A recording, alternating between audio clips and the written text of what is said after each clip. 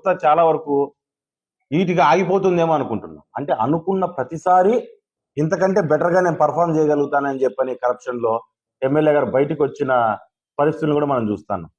ఇక్కడికి భూదందాలనేమో ఇంకేం వేరే చేయలేదేమో, ఇసుక దందాలనేమో ఇంకేం చేయలేదేమో అనేటప్పటికే ఎన్ఆర్జీఎస్లో కూడా భారీ దందాలు బయట ఉంటాయి.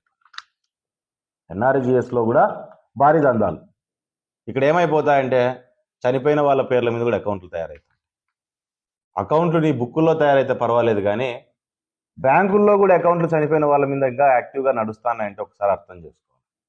సంబంధం లేని అకౌంట్లు, అక్కడ ఎవరైతే లబ్ధిదారులు ఉన్నారో వాళ్ళకి సంబంధం లేకుండా, వాళ్ళకి తెలియకోకుండానే వాళ్ళ పేర్ల మీద అకౌంట్లోకి చాలా వరకు డబ్బులు పడే పరిస్థితి.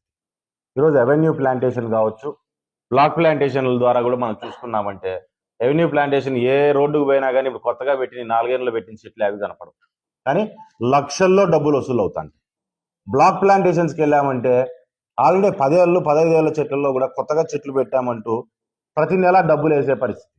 గతంలో కూడా చాలామంది ఫీల్డ్ అసిస్టెంట్లను కావచ్చు, ఎండిఓల్ని కావచ్చు, ఇదే దాని మీద గవర్నమెంట్ రాగానే నువ్వు కూడా ఇట్టే బెదిరించేసి ఫీల్డ్ అసిస్టెంట్లు అందరినీ కూడా జైళ్ళకి పంపించి ఎండిఓల్ని సస్పెండ్ చేసే పరిస్థితి కూడా నువ్వు తీసుకొని రావడం. మనం ఆ లెవెల్లో మనం ఓవర్ యాక్షన్ చేసినప్పుడు రేపు పొద్దున మనోళ్ళ మీద కూడా అవతలోడు ఓవర్ యాక్షన్ చేస్తారనేది మీకు అర్థం కావట్లేదు. అంటే నువ్వు ఆ రకంగా చర్యలు తీసుకొని వీళ్ళందరినీ లోపలేపిచ్చేస్తానా, నేను పెద్దగా కాపాడేస్తానా అని ప్రజలనే ఆలోచన నువ్వు ప్రజల్లోకి తీసుకొని పోవాలని ఆలోచన ఉన్నప్పుడు మరి నువ్వు అటువంటి తప్పు ఏ రకంగా జరగనిస్తున్నావు, నీకుందున్న వాళ్ళు ఏ రకంగా అటువంటి తప్పులు చేస్తున్నారు అనే విషయాన్ని కూడా ఒకసారి నువ్వు అర్థం చేసుకోవాలి. ఎన్నో ఇప్పుడు దగ్గరలో అవి కూడా బయటకు వస్తాను.